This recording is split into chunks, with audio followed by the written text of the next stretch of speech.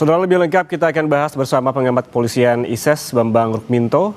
Selamat pagi, Pak Bambang. Selamat pagi. Pak Bambang, tadi jurnalis Kompas TV yang berada di TNCC Mabes Polri menyebutkan bahwa sidang perdana etik dan yang menjerat ex Kapolres Bima Kota AKBP Didik Putra Kuncoro ini berlangsung secara tertutup.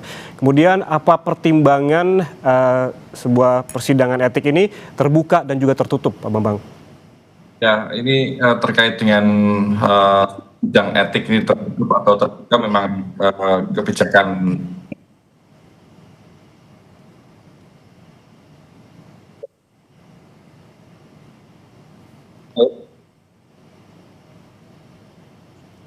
Pak Bambang? Ya, aman ya. Aman, silakan Pak Bambang dilanjutkan. Ya, terkait dengan sidang etik ini memang kebijakan internal kepolisian ya. Tentu ada pertimbangan-pertimbangan internal terkait dengan kerahasiaan kesusilaan misalnya seperti itu ya. Tapi terkait dengan sidang kode etik AKBP Didik ini sebenarnya tidak perlu untuk ditutupi seperti itu, karena faktanya memang sudah sangat terbuka itu, dan upaya untuk membuka, untuk transparan ini bisa memberikan dampak efek jera bagi yang lainnya seperti itu, bahwa hal-hal seperti ini tidak bisa terulang lagi ke depan. Memang kepolisian seringkali memilah-milah sidang kode etik ini dibuka atau ditutup. Makanya memang sebaiknya kalau konsisten ya harusnya dibuka semuanya seperti itu, karena Polri ini adalah jabatan publik, dan persidangan-persidangan seperti ini dinanti juga oleh masyarakat sebagai upaya untuk mengembalikan kepercayaan masyarakat kepada institusi Polri. Menutup sebuah sidang kode etik ini memang sangat riskan, disorot oleh masyarakat bahwa ini adalah upaya untuk menutupi pelanggaran-pelanggaran di internal kepolisian. Karena kalau kita melihat jaringan pelanggaran terkait dengan narkoba ini biasanya tidak tunggal, tetapi melibatkan pihak-pihak lain seperti itu.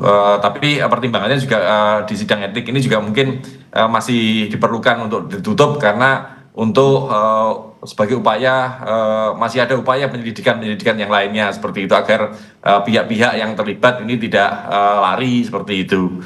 Makanya memang tapi yang pasti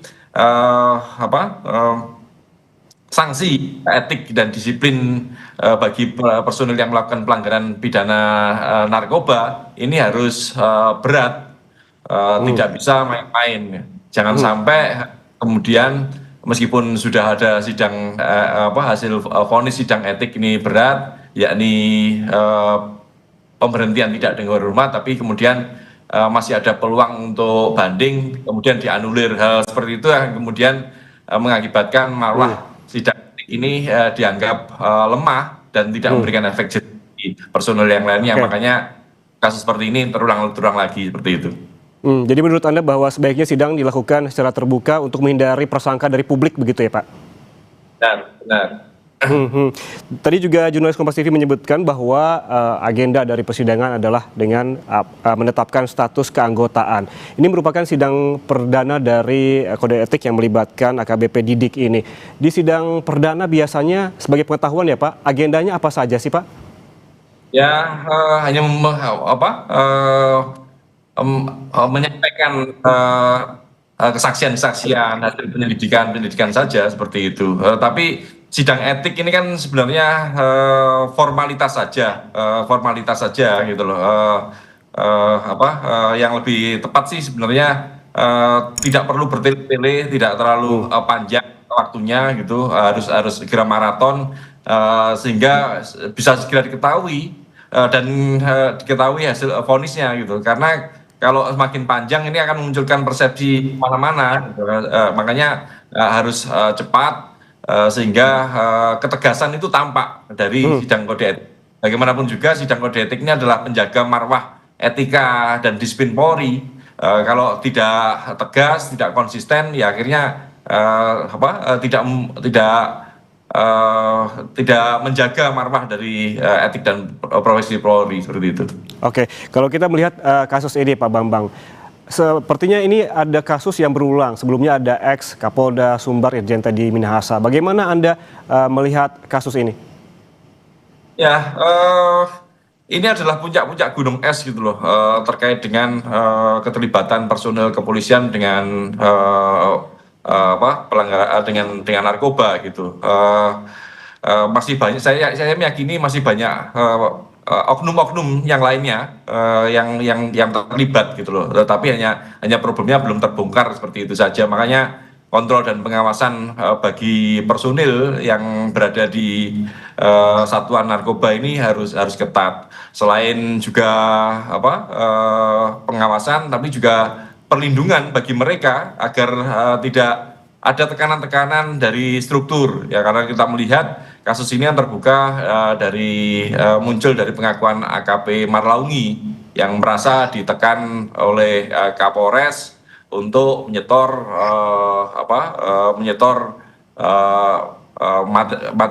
materi atau narkoba dari seorang bandar seperti itu.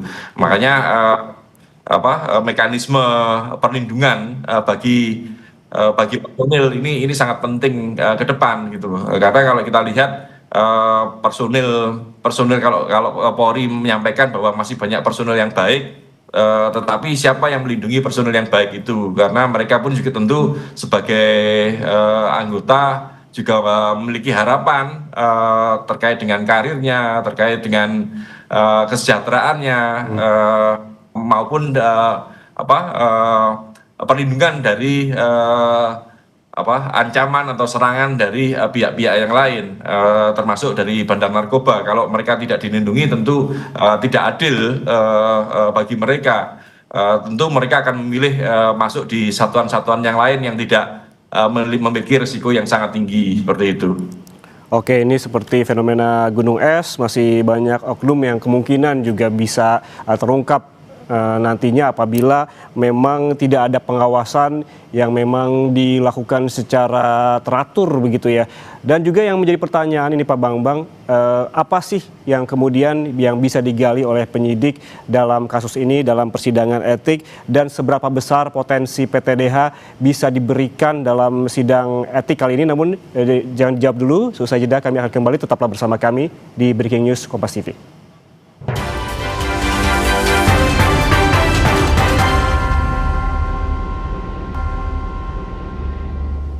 Anda masih bersama kami di Breaking News Kompas TV, Saudara, dan kita lanjutkan perbincangan bersama Bambang Rukminto, pengamat polisian dari ISES. Pak Bambang, singkat saja Pak Bambang, ini menurut Anda kalau melihat kasusnya seberapa besar peluang untuk PTDH dan apa saja yang bisa digali dalam persidangan terkait dengan pelanggaran? Terkait dengan pelanggaran dalam sidang ini tentu akan mengungkap kesesuaian antara fakta dengan fakta-fakta dengan pengakuan dari terduga ya, tersangka pelanggaran etik dan disiplin ini gitu. Tapi kan Propam kepolisian ketika menyeret seorang personil dalam sidang kode etik ini tentunya sudah harus dengan bukti-bukti yang kuat gitu loh. Makanya 14 hari kerja sidang kode etik ini sebenarnya sudah sekedar hanya formalitas saja sih sebenarnya. Kalau melihat ini adalah sebuah tindakan pidana berat gitu loh, karena kejahatan narkoba ini kan extraordinary crime gitu loh. Makanya kemungkinan besar PTDH itu sangat kuat gitu loh, karena kalau kita melihat dari informasi-informasi yang beredar dan bahkan yang disampaikan oleh Kadif Humas Mabes Polri, bukti-bukti terkait kepemilikan narkoba ini sangat besar, tidak sedikit. Kalau kemudian muncul pengakuan bahwa itu dikonsumsi sendiri dengan barang bukti yang sangat banyak, tentu ini tidak berkesesuaian seperti itu. Makanya kemungkinan untuk pemecatan atau pemberhentian tidak dengan hormat ini sangat sangat besar sekali seperti itu. Oke, kemudian bagaimana dengan sidang terhadap sidang etik? Apakah bisa berjalan paralel dengan sidang ataupun proses hukumnya? Harusnya bisa ya, tetapi lagi-lagi kan ada proses pemberkasan yang harus dilimpahkan ke kejaksaan, yang harus dilimpahkan ke kejaksaan, dan kemudian kejaksaan juga ke pengadilan seperti itu. Makanya proses pemeriksaan di internal oleh Barreskrim ini harus segera dilakukan, bisa secara maraton, dan kemungkinan pasca 14 hari keputusan sidang etik ini sudah bisa berjalan proses pidananya seperti itu. Bahkan sebelum 14 hari keputusan maksimal 14 hari kerja sidang kode etik, ini berkas sudah P21 di kejaksaan seperti itu, sehingga proses di pengadilan bisa dipercepat seperti itu. Oke, artinya proses hukum dan juga etik bisa berjalan secara paralel. Terima kasih pengamat polisian ISES Bambang Rukminto atas waktunya bersama kami di Breaking News Kompas TV. Sehat selalu.